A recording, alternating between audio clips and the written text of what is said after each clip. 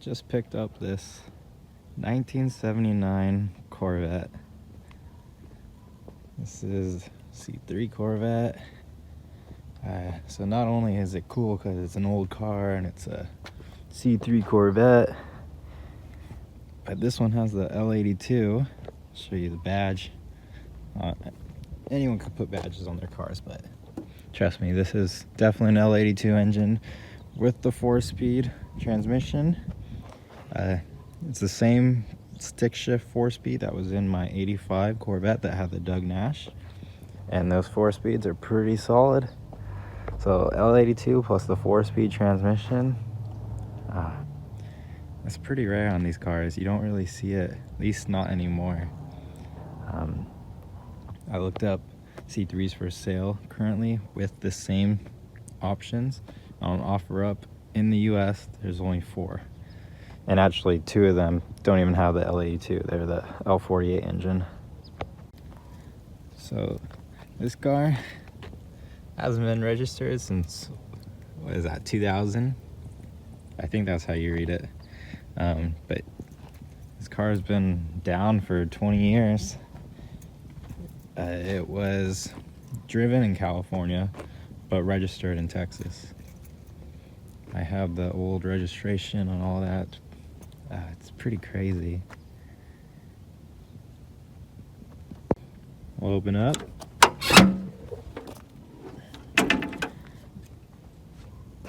There's some door panels, both sides.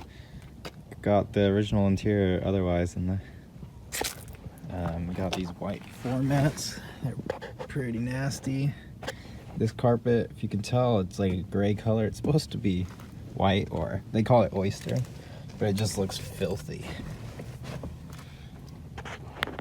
34,000 on the odometer. My guess it's probably 134. But with this car being down for 20 years and a little bit of the story that I know of it, it very well could be original 34,000 miles. I think the clock has actually been moving, so the clock might work. No idea. But here's the 4-speed. It's in reverse right now. So there it is. It's very clunky, a lot like the Doug Nash was, but first, second, third, fourth, and then up to the left for reverse. Pretty neat. This car had the AC option. It looks like it had a radio at some point, because there's wires with kind of the crimps that they use for like the speaker radio crimps back there. Because I do know cars had the option back then for just like a radio delete, or they paid extra for the radio. We have the white door armrest things. I'm not really too sure how much of the door panel I have, because I know like the main door panel's gone, but I don't know if the little trim around the handle or whatever else sort of trim there is on this car, it might just be gone. I have to source it. This seat, it's ripped, as you can see over there. But this one's actually not too bad. The one I'm sitting in is destroyed. The foam is totally like eaten into. So I thought the steering wheel was good, but turns out nope. Got some spider webs above me. Got nice glass T-tops that aren't cracked. You can see the weather stripping on this one is rotten. You can see the holes in it. Got the air cleaner back here. A few other things. There's the trunk cover thing. Pretty weird how the glass doesn't open on this car like the C4s did. So the story behind this car, I picked it up from a Corvette restoration shop. They've had it in their parking lot for over 20 years now. I found out that the car was originally sent there because it had a bad power steering line. It was just dumping and leaking power steering fluid. So that was the whole reason why it was sent to the shop.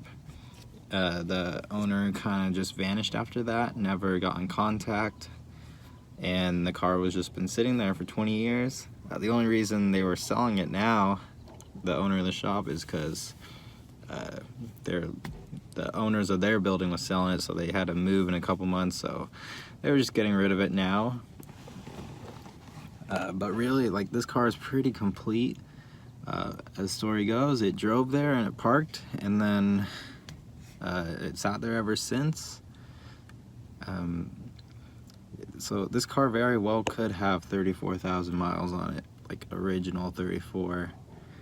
I'm gonna still assume not. Honestly, it doesn't really matter at this point with these old cars. They all have to be restored from scratch anyways. So let's take a look at the engine.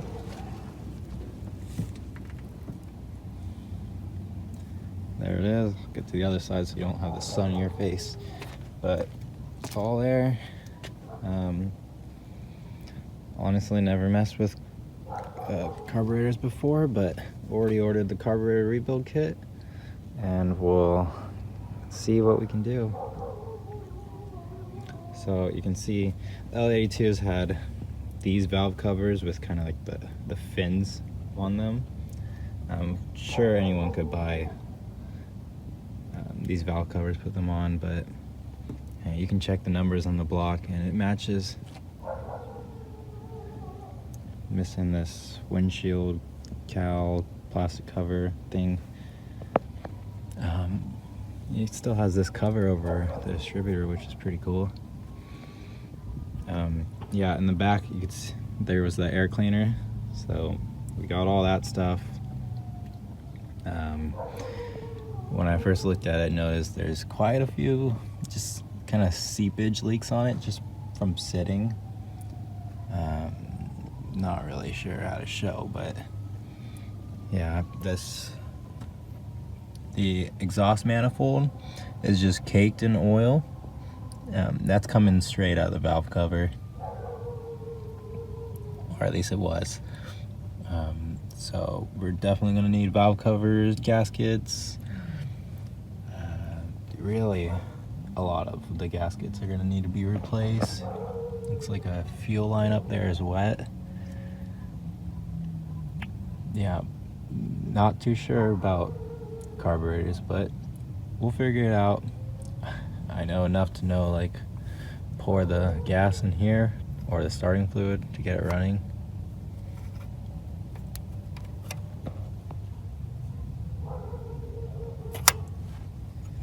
Yeah, but I mean, still pretty cool.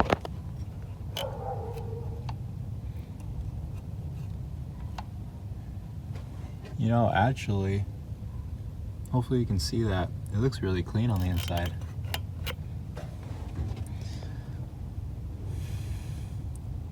It's pretty neat.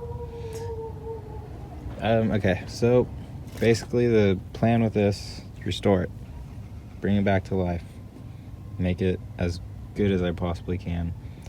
And I have a little rule with this car. Every little part that comes off has to be repainted and cleaned up, so everything's gonna look nice on this car. Here's the smog pump. They actually have their emission stuff still. No pulley or no belt on it because it connects to the power steering pump, so they pulled the belt so it wouldn't be spraying fluid everywhere. Yeah, the guy actually included the belt that's missing and all that inside the trunk, so I mean, fixing the original repair should be pretty straightforward. Got some rotting going on the brake booster. Hopefully that's just outside and it's not leaking on the inside, but maybe. Alright, since this car's been sitting for about 20 years, I really don't want to just go into turning the engine over or anything like that. I'm gonna pull the spark plugs and squirt some automatic transmission fluid in there and just let it sit for a day. So that's the plan. Alright, pulled out my Maybach. That didn't work. Trying to figure out a good way to get oil into the cylinders. I have this little siphon pump. Got my automatic transmission fluid. Oh, it's already leaking. So you just siphon up some so it's in this line. Then you put your finger on this one, and then you can kind of hold it, cap this end too so it doesn't come out. And then you lift it, and then you pour it in. I'm gonna flip this upside down, and hopefully you should be able to tell.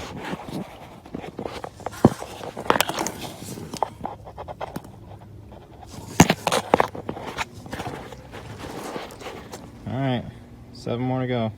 Alright, here's another spark plug out. They're all auto light, it seems. Definitely got some rust build up, but at least the whatever that tip is, what it's called, that causes the spark, that seems good, all intact. It smells like gas, so moving the throttle must be doing something still. Alright, all the spark plugs have been pulled and automatic transmission fluid been poured down the cylinders, just a little bit, not too much. Some of them I kind of did more than I wanted, but should be all good. So now, next step, I'll let it sit for a day, and then I'll try spinning it by hand. Oh, pretty messy. That took almost an hour and a half to do the spark plugs. It's better to do them all from underneath, or at least the back half ones from underneath the car, but I was really limited on room, so I had to make it work with what I got. Got this car up in the air, give it an oil change now. These frame on body cars, pretty nice. Alright. That should be, actually I don't think it was that black, but you can see the oil pan was blue at some point. Now it's just oil, coated in oil. There we go. And oil came out, not water.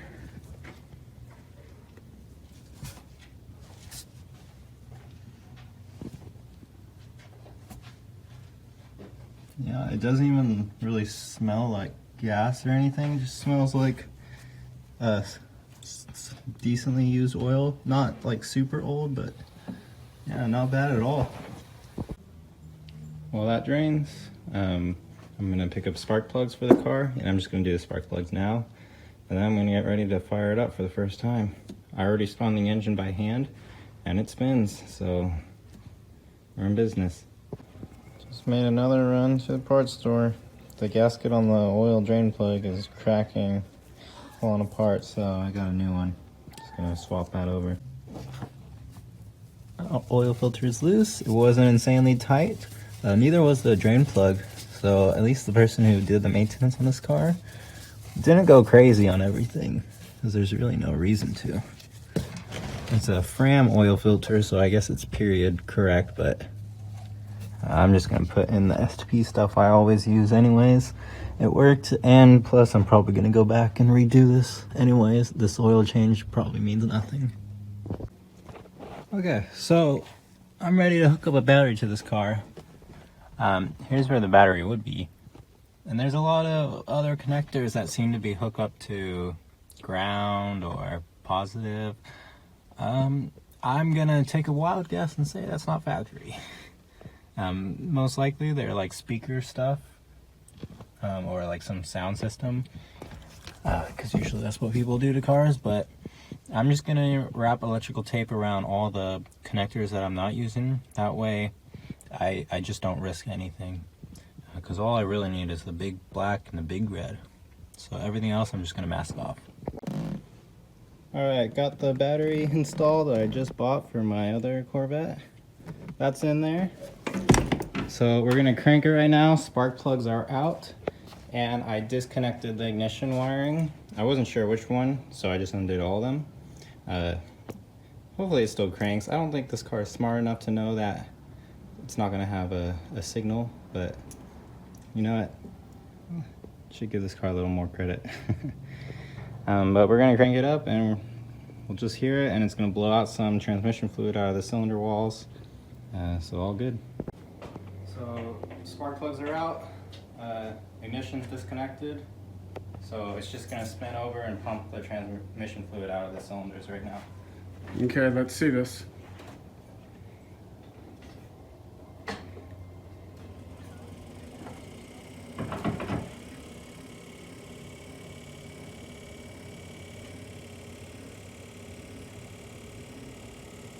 Alright, ready? Yep.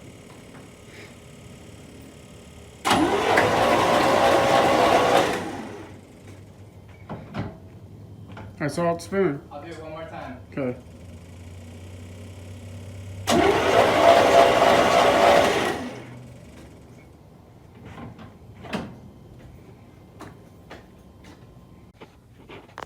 Alright, spark plugs are hooked up. I just sprayed starting fluid down the carb, so it should be ready to start. Okay.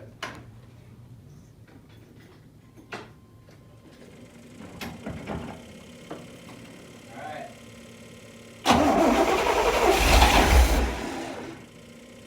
Almost. I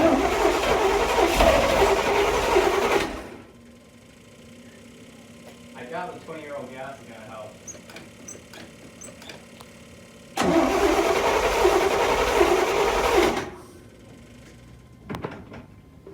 Three.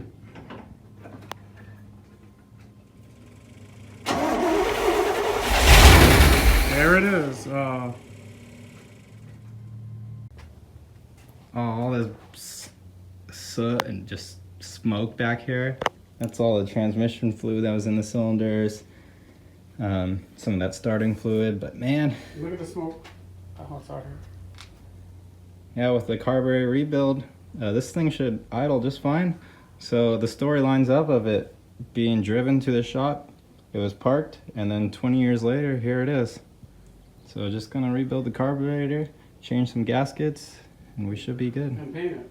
Yeah. Alright, the 79 C3 Corvette was a success for this video. Got the battery back into that car. This L82 lives again. We just gotta rebuild the carburetor, so I'm sure that'll probably be the next video, or I'm gonna do seal, something like that. That stuff needs to be taken care of first. Once the mechanical stuff is done, we can do more of the interior stuff. I'm actually gonna order all new interior for this car.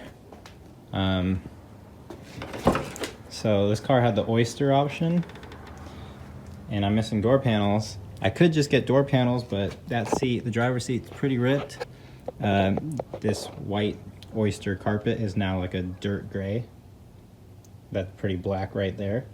So I'm just gonna get all new carpet, seats, door panels. Yeah, and this should turn out really nice. It's pretty ripped to my wallet, but it should end up looking really nice. So excited about that. And I'll see you in the next one for the Corvette.